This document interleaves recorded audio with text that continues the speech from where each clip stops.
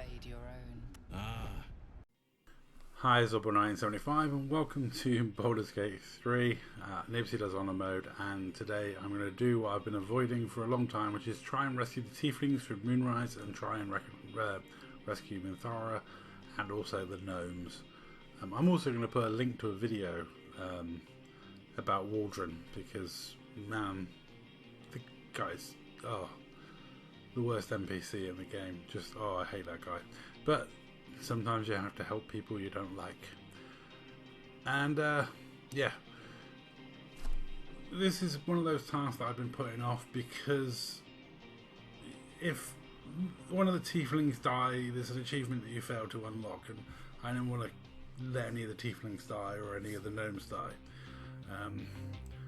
Because, you know, this is one of those bits where I have to rescue them to continue on being able to unlock that part of the storyline.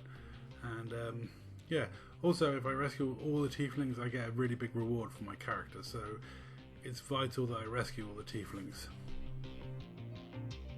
Ketherick does get one of the most badass entrances, and given who the voice actor is, it's really an impressive scene. If you haven't played through it yourself, it's one of the most beautiful moments. Ketherick Thorn just gets this really cool interaction with the goblins. Now, I have in the past saved the goblins, but Lizelle doesn't like it, and as I'm dating Lizelle, I decided to give them a fair chance and let them fight me for their escape, which is totally not a fair chance in any way, shape or form. But Ketherick Thorn is such a badass character that, you know, I thought I'd leave all this bit in. He's really cool. The regenerative healing, you have to solve that before you can do anything about him, to be honest. He is just an interesting, fun villain. He's also another example of the great voice acting that there is throughout Baldur's Gate 3. There's very few characters that are, you know, bad. There's a few voices that repeat, and a couple of them, like, I know you're a repeat voice. You're the hag as well as this character. But there's an amazing depth of talent to the voice acting crew, and they do an amazing job delivering such a fun game. Now, I did before, then I had to fight the goblins, this is their fair chance of escape, is Karlach running in and going dush dush, both dead. Not really a fair chance of escape, it's got to be said, but you know, hey, 50 XP is 50 XP. I did then do some shopping, go around the entire basement and all around the tower and stuff, and but I didn't bring any of that because I didn't get involved in any fights. I then went and rescued Minthara from these two ladies, who are pretty mean, to be honest. Yeah, quite nasty little deep gnomes, because deep gnomes are normally the sweetest characters, so it is quite funny. Unlike Drugar and Growl, deep gnomes are actually usually portrayed in D&D as good guys, really sweet and nice, one of the few nice races that lives in the Underdark. Now, this is the first time I've done a good playthrough in which I've saved Minthara, so I don't know what I'm going to do, so I was always going to keep an all-female party, but I am planning at some points to swap out Lizelle and Karlach, maybe bring in Minthara, and maybe Giselle when I unlock her, if she survives the fight at Moonrise, because, man, trying to get her to not run ahead and get killed in a cat form can be a bit of a nightmare. These two weren't much of a problem, mostly thanks to Counterspell, but I will be honest, resource management is going to be like key, because I didn't want to use too many resources in case I got caught in a protracted fight defending the prisoners as they escape. So, yeah, I was quite happy to burn through Lizelle's actions, take a short rest, and then deal with the rest, but I didn't want to use spells up and stuff like that. So, you know, it's kind of brutal, but let's get this over with as soon as possible. I'll be honest, the basic for me is the Raven is the best. The amount of times you blind people is just obscene. And with a couple of people to go, I just decided to go with a different spell here, just in case you had a chance to heal, but it was pretty much over at this point.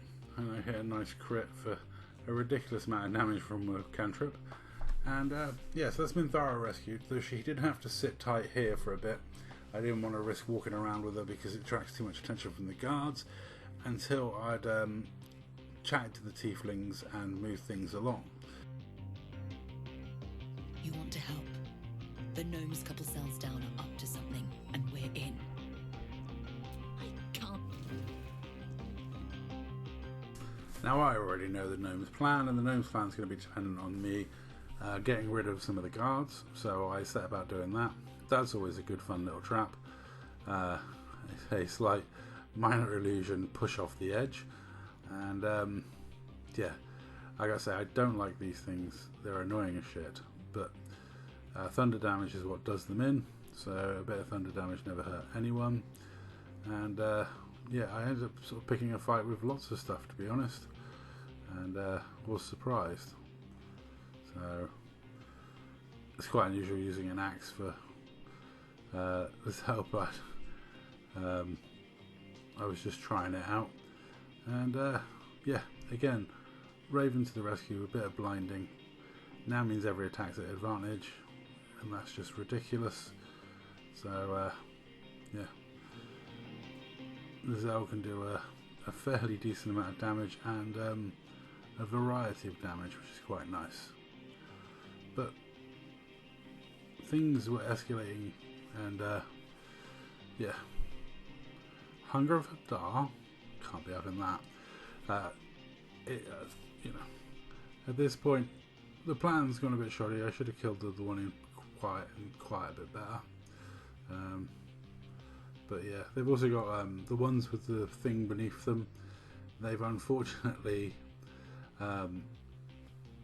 they've got what is it called? The thing where if they die, they bounce back on 1 hit point, which is kind of annoying.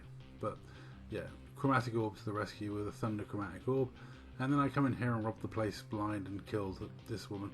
The Warden is stupidly annoying, and yeah, I need to deal with her, get the tools for the tieflings, which I've already got sorted, and basically get everyone out of the prison through the boat. Doing it this way means I can just pretty much get on with it. There is a chest actually in the empty prison at the end, which I didn't bother with. Normally I would do, but I was kind of, I don't know, was I rushing? I can't remember why I didn't bother doing it. And yeah, so this turned into a scrap, and yeah, I blasted this thing a couple of times with thunder waves. Yeah, it's annoying, but thunder waves is a great spell, but trying to actually use it without hitting your own teammates can be a bit of a pain in the butt sometimes. And this was one of those occasions. But ultimately, the fight with this lady would have probably gone a bit worse if it weren't for the counter spelling.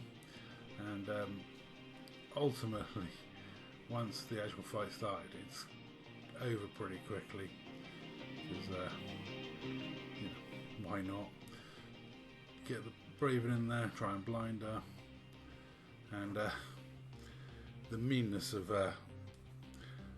it's such a good spell. Cause Wounds is so damaging, so powerful.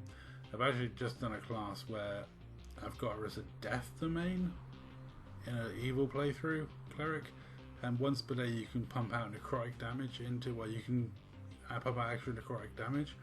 So you do a level 2 Cause Wounds and then pump an extra, 10, 15 hit points into that. It's ridiculous. And then there's this thing, which is probably the darkest, like, body horror bit, I think. Just the amount of skulls and things around that pit and that pit itself. So time to pick up Mathara and try and escape. Talk way past the guard that's blocking our way, which as a bard isn't too difficult, because as you can see I'm on plus quite a lot.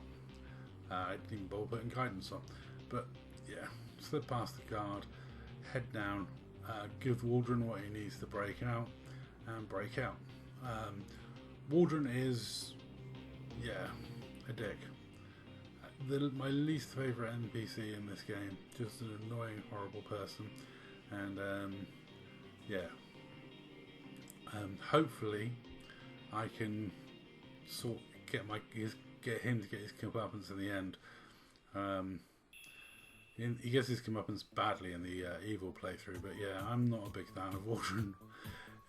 I'll link you to the song about him at the end, but there's a fun comedy song somebody's done about him, and I'll put that in the description of this video.